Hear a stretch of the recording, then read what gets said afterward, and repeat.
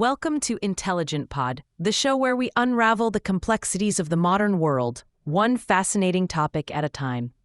I'm your host, Sophie Lane, and today we're diving deep into a subject that's as old as civilization itself and as relevant as your latest news feed: the history of information control and censorship. Now, censorship and the control of information might sound like concepts reserved for shadowy governments or dystopian novels.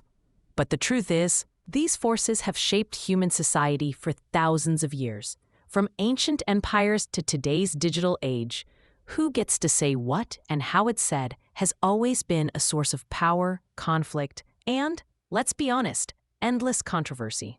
So whether you're a history buff, a freedom of speech advocate, or just someone who likes understanding the hidden forces that shape our world, this episode is for you. We'll look at the evolution of censorship, why it happens, how it's justified, and how people, ordinary and extraordinary, have pushed back through the ages. Let's kick things off by defining our terms a little. What exactly do we mean by information control and censorship? At its core, information control is any effort to shape, restrict, or guide the content that people can access, share, or discuss.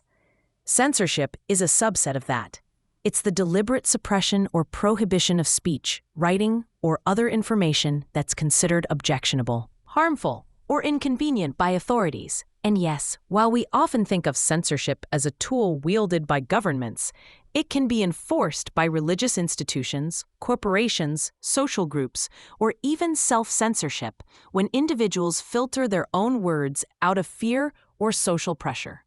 Let's put this into context with a relatable modern example. Think about social media platforms today. Algorithms decide what appears on your feed. Some posts get flagged or removed, and certain topics trend while others are quietly buried. That's information control in action, right there in your pocket. But this isn't a purely modern phenomenon. It's the latest chapter in a very long story.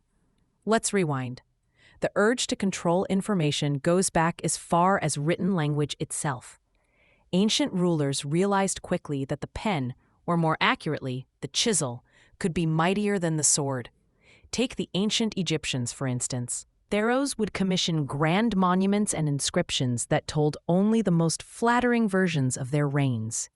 When a new pharaoh came to power, it was common practice to literally erase the names of previous rulers from monuments, chiseling them out of history. This wasn't just vandalism.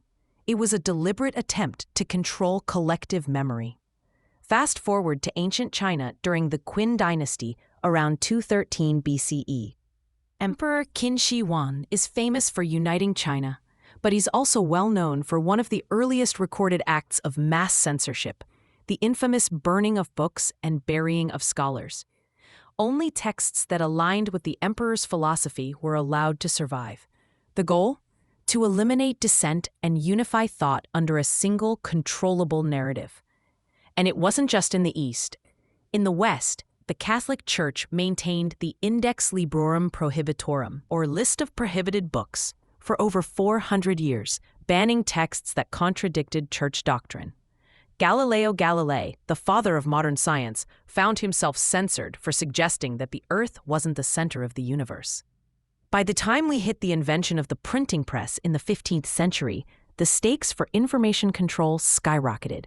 Suddenly, ideas could spread faster and further than ever before. The printing press was revolutionary. But it also terrified those in power. Governments and religious institutions scrambled to license printers, ban books, and punish those who published unauthorized material. Let's pause for a moment and consider a key difference between past and present. In earlier times, controlling information was largely about restricting physical access, burning books, silencing speakers, or destroying monuments. Today, in our digital age, information can be copied, shared, and disseminated globally in seconds. But the desire to control it hasn't gone away. It's just evolved. Now, let's look at this topic from a few different perspectives. First, the psychological angle. Why do individuals and groups feel compelled to control information? Well, according to psychologist Daniel Wegner, who studied the phenomenon of thought suppression, The more we try to ban or suppress certain ideas, the more we paradoxically draw attention to them. This is called the ironic process theory. It's the classic "don't think about pink elephants" problem. Censorship can sometimes backfire, making forbidden ideas even more attractive. On the scientific side, a fascinating study from the University of Amsterdam in 2011 found that people exposed to censored information are more likely to trust and seek out that information, perceiving it as more credible simply because it's forbidden. This is sometimes called the Streisand effect, named after Barbara Streisand, who tried to suppress photos of her home but ended up making them go viral instead. Then there's the cultural perspective. What counts as censorship varies dramatically around the world and across eras. In some societies, restrictions on speech are seen as necessary for social harmony, national security, or protection from harmful ideas. In others, freedom of expression is enshrined as a fundamental right. Let's bring this to life with a real-world anecdote. In 1989, the world watched as student protests erupted in Tiananmen Square, Beijing. The Chinese government responded with military force, and to this day, references to the event are heavily censored in China. Images, online searches, and even code words about the protests are routinely scrubbed from the internet.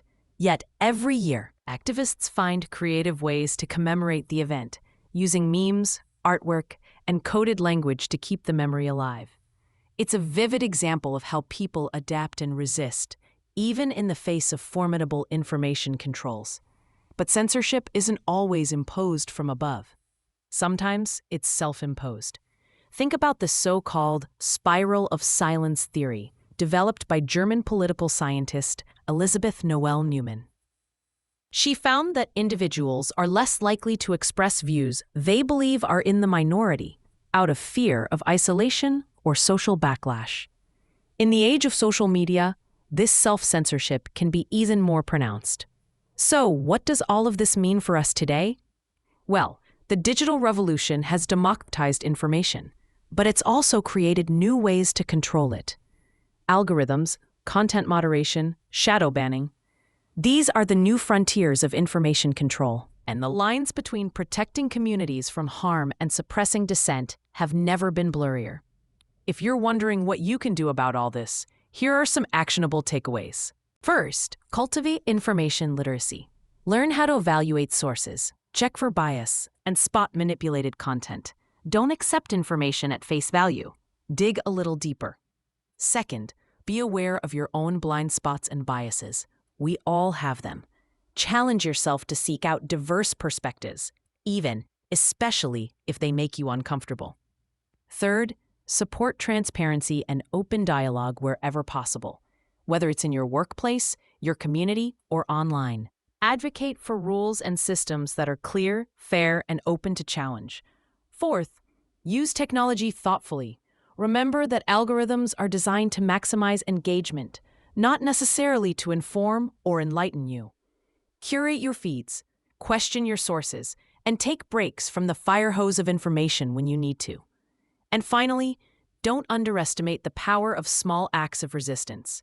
Even in the most controlled environments, people find ways to share, remember, and imagine freely.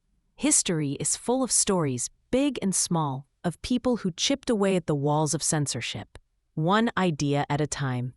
So to recap, the control of information is as much a part of our human story as the desire to share it.